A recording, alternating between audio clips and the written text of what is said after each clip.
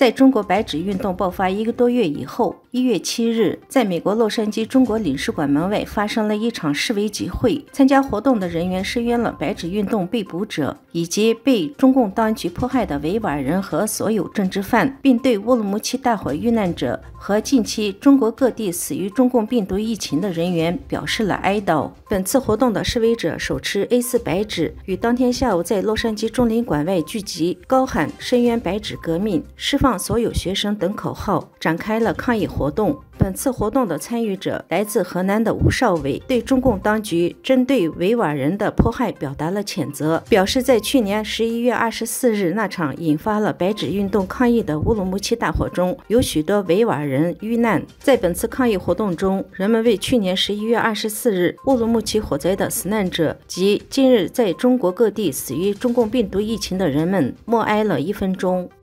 今天我们来到洛杉矶中国领事馆抗议中共暴政，投毒杀戮人民，声援白纸革命。白纸革命最激烈的时刻可能已经过去了，中国将迈入一个充斥不满的动荡之中。我们必须铭记，也不能遗忘中共对民众的暴力镇压和迫害。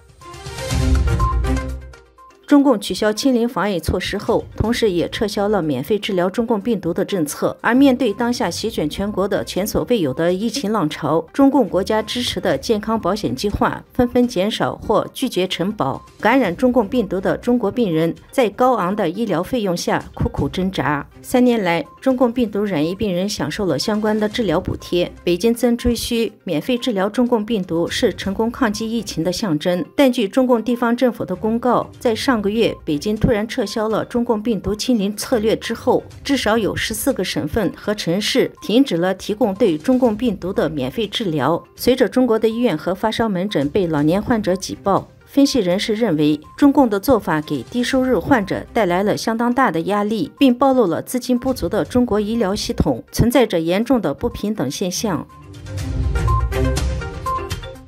北约秘书长与欧洲理事会主席米歇尔和欧盟委员会主席冯德莱恩于1月10日签署了一项升级合作的宣言。一位欧洲官员说，与2018年通过的宣言相比，这是一个更具政治性的宣言。法新社报道称，联合声明表示，2022年2月俄罗斯对乌克兰的入侵，促使人们呼吁更好地利用欧洲经济实力和美国军事力量的综合影响力。北约和欧盟承诺将其伙伴关系提高到一个新的水平，并动员其所掌握的政治、经济和军事方面的一切综合手段，为10亿公民的利益追求共同的目标。该报道说，华盛顿也在向欧盟施压，要求其对中国采取更强硬的立场。联合声明强调，中国越来越强硬的态度和政策导致了必须应对中国的挑战。欧盟27个成员国中，21个已是北约组织的成员，另外2国芬兰和瑞典将在土耳其设置的障碍被取消后加入北约。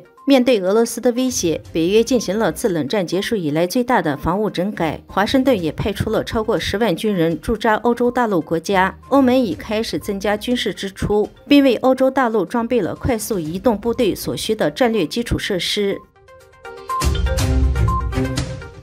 中国取消中共病毒防疫管制以来，染疫人数剧增，感冒退烧药供不应求。日本、加拿大等境内也被狂扫药品，包括退烧止痛以及感冒药品等。日本政府已要求各个药店以及药局采取对爆买囤货的对策，规定每人限购数量和防止频繁的采购。最近，面临中共病毒新变种和严重流感的困扰，加拿大民众到当地药店购买感冒和退烧药品时，发现货架显示这些药品严重缺货。外界质疑，中国人的抢购药品浪潮已经蔓延到了其他国家。中国境内中共病毒疫情快速升温，新增确诊病例急速增加，造成了药品严重不足。不少网友在海外论坛发帖反映中共药荒，寻求机药求救，从而出现了海外华人邮寄药品的热潮。